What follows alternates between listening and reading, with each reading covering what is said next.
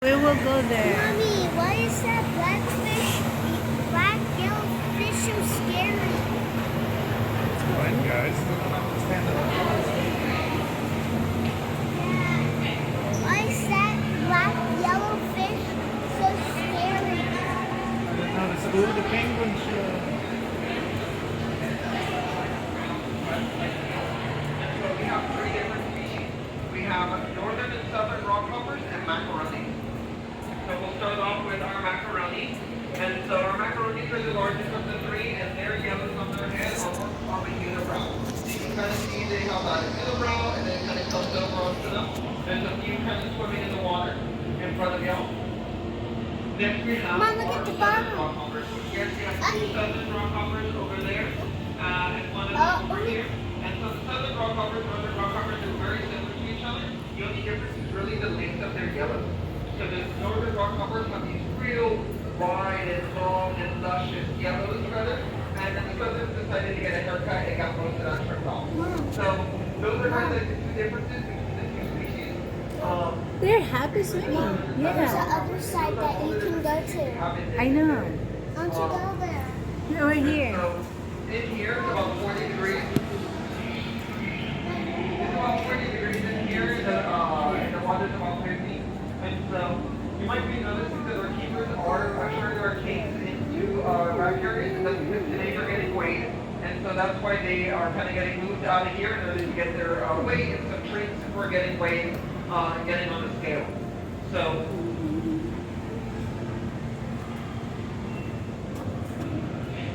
And so that's what all of our teams are doing right now. Relay those questions to me. I'm happy to answer any and all of your penguin questions. So you guys also may be wondering how I can actually say these guys' names, because they all kind of look the same.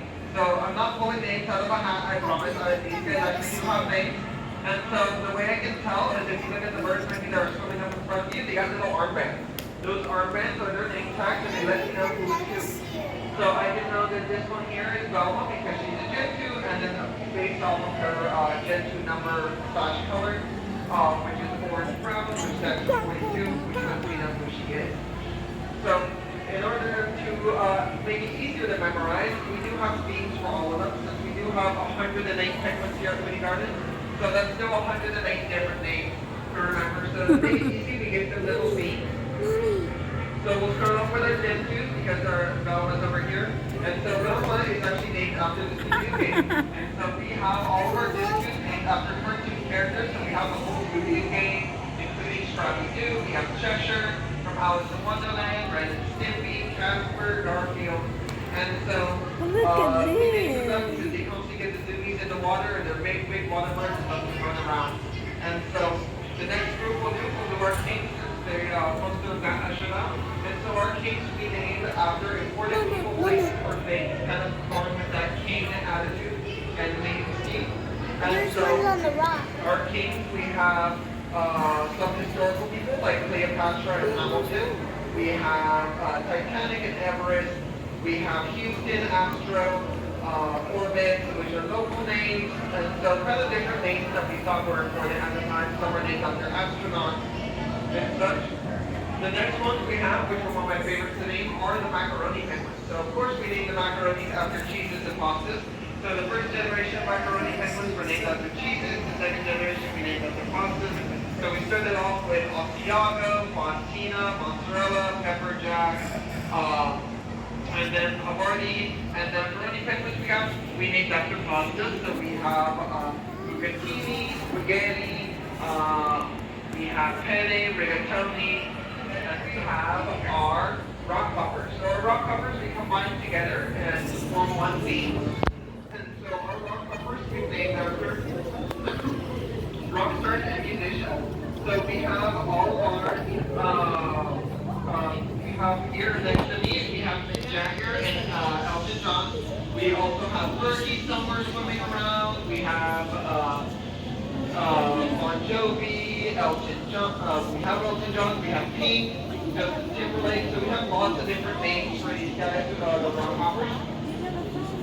And then we have our chin straps, which are actually also really fun to name because our chin straps don't have a theme for them. And so our chin chin straps, what we did was we named each keeper kind of got their own little group of chin straps to name their own little theme when we first got them because we had so many. And then, so they were kind of all many. We don't have 48 more. Most of them went off the other two. And so the ones we have left, we kind of just named one. Like our newest chin strap, we named their own. And so all of our chin straps, we kind of named different things. So we have like our golden circles, we have like the color, blocks, and cheese. So we have different names that we kind of just pick out of the hat. I feel like a 5-year-old looking at my mom. You have Squeak and his father Squawk. So, and for those of y'all who have just joined us, remember if you guys have any questions, you guys would like me to answer. I wish I had a penguin as my Feel free to let her know. I'm sure you want one. We have a penguin biologist here. You can ask her. Hello. Yeah, I know. And so, some fun things about these guys, other than their names, is right now you may notice that they're 60. And so, all of these guys that are on rocks are on some sort of egg, and so they are taking care of an egg here on exhibit. So they build their nest on those rocks to keep their eggs nice and warm and safe. We do have one really interesting question. You said that they come from different facilities. How does moving a Facebook look like? So that's a good question. So, we actually did a recent move a few months back, and so the way that we did that is we actually had to drive them there. So they, what we did was we got a refrigerated truck, kind of like you would put when they swim or clean themselves off during the thing. But depending on how far it is, these guys may actually fly. And so by that, I mean, we'll put them on an airplane. And so if we're doing a large transfer, we'll actually drop like a large cargo plane, like what they use to deliver like large packages and stuff. And we'll put them in the back of those planes in a very air-controlled, air temperature-controlled environment. And then we will fly them across the country in order to take them where they need to go. Oh, it's just like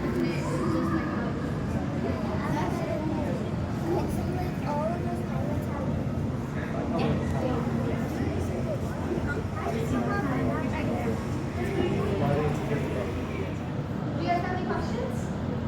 Is there anything you're just dying to know about him? I want to know about So some fun things that people usually sometimes ask is how big can our penguins get? And so in the wild, penguins in the Look at that! they have the Hey! Yeah! Do any of the penguins tail respond to their names? That is a great question, and the answer is yes. And so a lot of penguins that are very, very social do actually learn their names. And so it kind of depends upon the bird if they learn their name or not. So we have over here Barney, and so Barney is one of our encounter birds. She does a lot of our social media as well, and so she's very much learned her name. To the point where we can call her out of the water and she'll jump out. It just really depends on how social they are, whether they'll learn their name or not. It's coming, it's coming. Alright, so I've got two really big questions. One was, what do our penguins eat? And another one is, where do most penguins live? That's a great question. So what we do is we have our herring is a much fattier fish. We're going to call it like their steak fish because it's much higher in protein, much higher in fat, and we give that mostly to our kings because they are much larger. And then we have a third one, which is silver side, so we like to call it a dessert fish. And that we always throw into the water at the end of the feed. And that lets everybody kind of run into the water, kind of encourages them to go swim, get some exercise, and clean themselves. And it also is cookies out of the cookie jar for them. They really, really enjoy getting them, and they love foraging for them in the water. So those are the three main types of fish. Sometimes we'll throw in some other fun things that some of them like to eat, like sardines and anchovies. We'll kind of give to these guys every now and then. And then for the second question of, I forgot the second question. Can you repeat It's it? like in the penguin movie. What's that? The Kingpin? So where do most of The funny guy with the Happy plastic. feet? Yeah, the happy feet. Penguins actually live between the southern edge of both continents and Antarctica. So a lot of people don't know that actually penguins live where it's actually nice and warm sometimes. So there is a total of 18 different types of penguins. 10 of them like to live where it's warm. So these guys can live like our humboldt can live in That's South perfect. I came in the right time. Like a lot of those islands, so these guys can live in a large variety of places in the southern hemisphere. To where it's really warm, sunny, and grassy. These guys in this exhibit, they mostly where it's cold. These are mostly the cold weather birds that do not live in the Arctic. And so these guys actually live on islands between like South Africa, South America, and Antarctica. There's sets of islands. These guys live on those islands. The next set is the Antarctic species, which is only two of, and those guys live solely on Antarctica. So these guys are very widespread in the southern hemisphere, from living where it's sunny and grassy and you can go get a tan to frigid cold where you need like 6 layers of jackets. So kind of these guys can live a lot of different places. All right, is my tour group ready to move on? I got one interesting question. It's a weird place to Why do crash. some of them have He's crying now.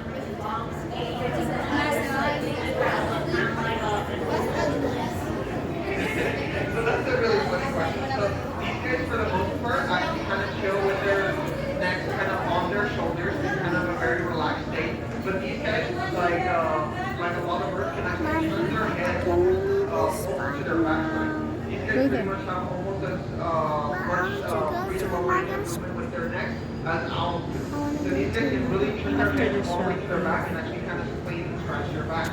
And so what these guys are doing mostly is they kind of just have their necks kind of like that. Yeah, it's coming. There. And then every now and then when they really want to look at something or look around, so for them it's easier to extend their neck to go Look around. at that. So really it kind of depends if they want to look up and look at things or if they kind of just want to relax and look like a football. So Thank you. Do you have any other questions? It's coming. It's coming. So, you said earlier that like they're in their breeding season right now. How do they keep track of that? How do they know if they're in the northern hemisphere? So that's a great question. So what we do is we actually have our lights match what it is in the southern hemisphere.